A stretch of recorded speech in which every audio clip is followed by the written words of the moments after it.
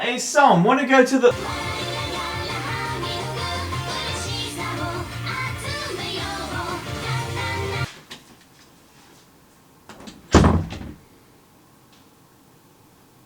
Oh boy! Who doesn't love jumping in on a good old-fashioned internet trend? Trends, however, have been around since well before the internet would be widely accessible to the general public.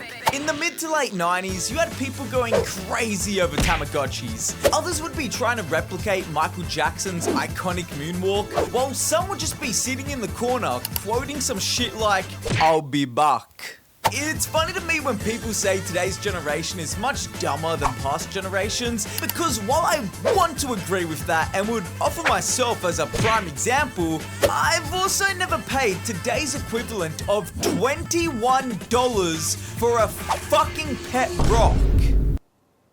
Come on. Do something.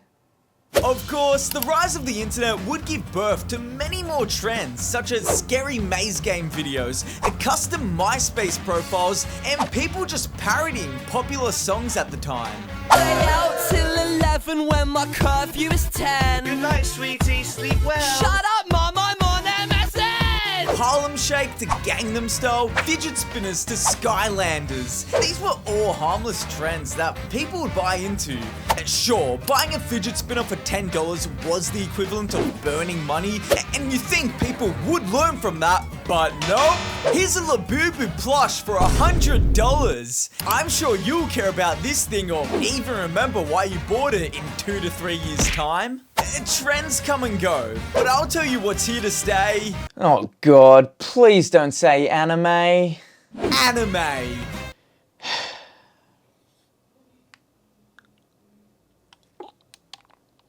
Yep, with anime being around as long as it has now, it should come as no surprise that it's had its fair share of trends having gone around within the community. And having been raised on My Anime List and Naruto forums, I've had the displeasure of being around to see most of them. So today, I'll be ranking every cringe anime trend, ranging from the early 2000s up until now. So without further ado, Hey! Can you turn that down? I'm trying to record over here. Huh? Oh, sorry. My bad. Anyone around for those early days of YouTube will tell you that AMVs ruled this platform.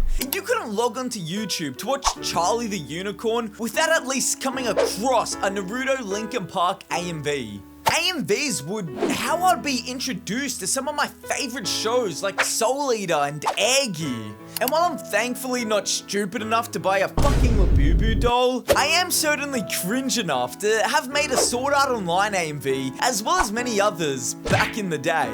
S tier. While the traditional long-form AMVs are dying art form, its spirit lives on in what are instead short-form anime TikTok edits. These are fine.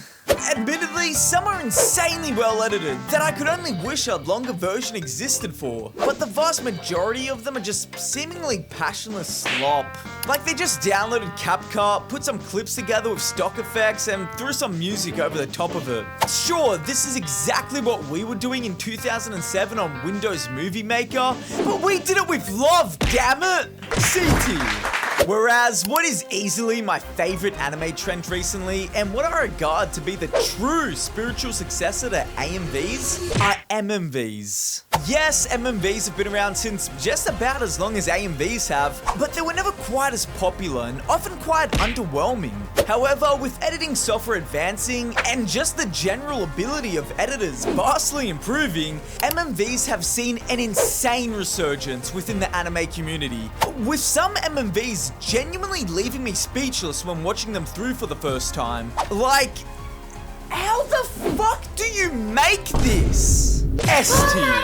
And of course, what arguably played the most prominent role in the resurgence of MMVs is everyone's favorite rom-com, Jujutsu Kaisen.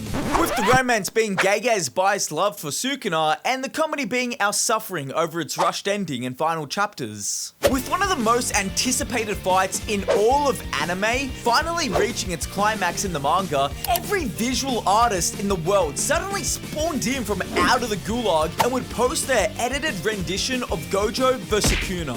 If you want a full deep dive into this, check out my 20-minute video where I fully cover this. JJK brought us a wave of Lady Gaga Judas edits. It brought us the leak wars with real people going to fucking prison for posting JJK chapter leaks. And don't forget about all the glorious memes it gave us. Say what you will about JJK, but there is no denying that during the peak of its popularity, it was the first time in a long time where it truly felt like the entire anime community had come together to create and share in something great. Something we probably won't see again until Rent a Girlfriend finally fucking ends. S tier. Although JJK has ended, there's still one thing that unites the majority of us together, and that's our shared disdain and hate for the My Hero Academia fandom. Every time I start to think, you know, maybe it's unwarranted, like, come on, they're not that bad, I go online and see some shit like this. Why? BT. But to play devil's advocate, anime fandoms have been forcing boy love onto various male characters since forever. Like, okay, if you search up Death Note, not knowing anything about the show, you'd think it's about a small anemic twink struggling with his forbidden love for his attractive senpai. I've seen enough photos of Light and L doing things together that at this point, I've gaslighted myself into believing, you know what, they probably were fucking on the down low. I mean, it at least explains why Light never did anything with Misa. But yeah, there's no escaping the yaoi bait. C tier. At least with yaoi fan art, I can respect the skill of the artist and the time spent put into the artwork. I'd much rather open Google Images and see a bunch of hand-drawn photos of pregnant Goku and Vegeta than be greeted with an entire screen of AI-generated slop whenever I try and find a photo for anything now. D tier. And the worst part about the influx of AI on Google Images, you can't find those Anime Core 2006 style images anymore. If I type up anime girl, instead of this, I get bullshit like this. Bring back OG anime girls. S tier. Fortunately, if you search Hypebeast anime character, you'll still get hit with all the Supreme Bogo North Face Goku images, so that's nice. A tier. The one and only one good thing AI has done for the anime scene are giving us those AI celebrity covers of popular anime songs. Drake, Kendrick, and Kanye singing Fukashi no Kate makes tears fall down my leg. A tier. Hey guys, what do me and TikTok cooking videos both have in common with isekais? That's right, we're all oversaturated. Although my first introduction to isekai would be through the likes of Inuyasha and Merchant Awakens Romance, there's no denying that it was this fucking guy's fault that now over a decade later, we're still getting fresh new isekai slop every season. BT. You started watching anime around the time of the isekai boom. I started watching anime around the time of the ecchi boom. You grew up with this. I grew up with this. We are not the same, little bro. A tier. Just like how isekai is here to stay, you probably didn't expect people streaming with 3D avatar models to still be a thing people are doing. I mean, who is watching this shit? Honestly, VTubers are now more popular than ever, with some VTubers having in-depth character lore along with high-quality music videos being put out. Whether you love VTubers or hate them, they're here to stay, and you've got this man to thank for that. C tier. Can you believe that this guy here was the mastermind behind not only the original Harlem Shake, but also turning Silhouette into a global meme, to the point where even non-anime fans were unknowingly blessing their ears with Kana Boon while they watched their anime opening parodies. Yeah, you wouldn't think this is the same guy that now makes music for people with this as their profile picture. We miss you, Pink Guy. Please come home. BT. And maybe if you're enjoying this video, you can click that subscribe button and comment below which tier list you would like to see next. It's not like I want you to or anything though. Baka! C tier. We can't talk about trends without at least mentioning the rise of anything anime and fitness related. There's actually a couple of things that fall underneath this category, so we're gonna speed run through them. Anime inspired gym wear. B tier. Generic ass overpriced vintage anime tees sold by retailers that never sold anything anime related pre-2020. Being in your winter arc when all you've really done is set your alarm 1 hour earlier and started wearing baggy clothing. Being in your winter arc and watching Ayano Koji edits along with full videos on how to behave and act like Ayano Koji and become a Sigma. KYS. Being a fitness influencer whose entire brand revolves around being an anime-inspired gym bro when the only anime they watch are popular shonen and think Hunter x Hunter is a hidden gem. Be a man and watch some Futa like the rest of us. No? Watching Futa isn't gay? I watch it. What? Next thing you're gonna tell me is that liking femboys is gay too? Well, Twinkie Femboy 294 from my Twitch chat said it's not gay. So, but I mean, I watch a lot of things. Back in 2009, I was watching Rooster Teeth's Red vs. Blue series on YouTube, which was pretty much a fan-made abridged series taking place in the Halo universe. And I think that's where my love for fan dubbing began.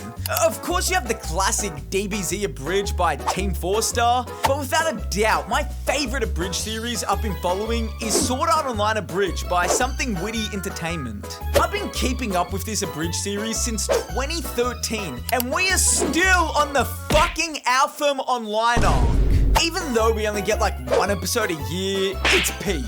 80. Omae wa mou shinderu. NANI?! And I had to save this one for last because as popular and long-lasting as some of these trends we've talked about within this video have been, none of them have shit on these 5 high schoolers. While the world was busy cranking that Soulja Boy, anime fans were all cranking that Haruhi Suzumiya ending 1 dance. This shit was everywhere. Fucking everywhere. And it honestly pains me that there are probably people watching this video that don't even know what this dance is, let alone understand its cultural significance all throughout the early 2000s. S would sit through the entire Endless 8 all over again. And finally, that brings us to the end of our list. Here is the completed tier list for every cringe anime trend. And just remember, whether a trend ranked in S tier or D tier doesn't really matter, because at the end of the day, all of these are unfathomably cringe. But maybe you look back fondly at some of these, or even participated in some of these trends yourself. And so long as it brought you some good memories or experiences, then that's all that matters. Okay, sweetie, I'm going to the shops now. Alright, bye honey, love you.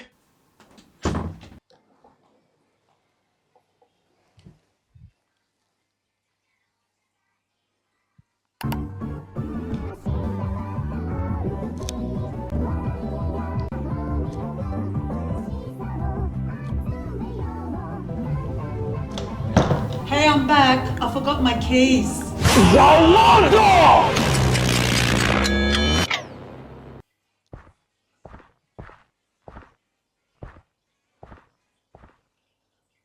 Was that a fucking JoJo's reference?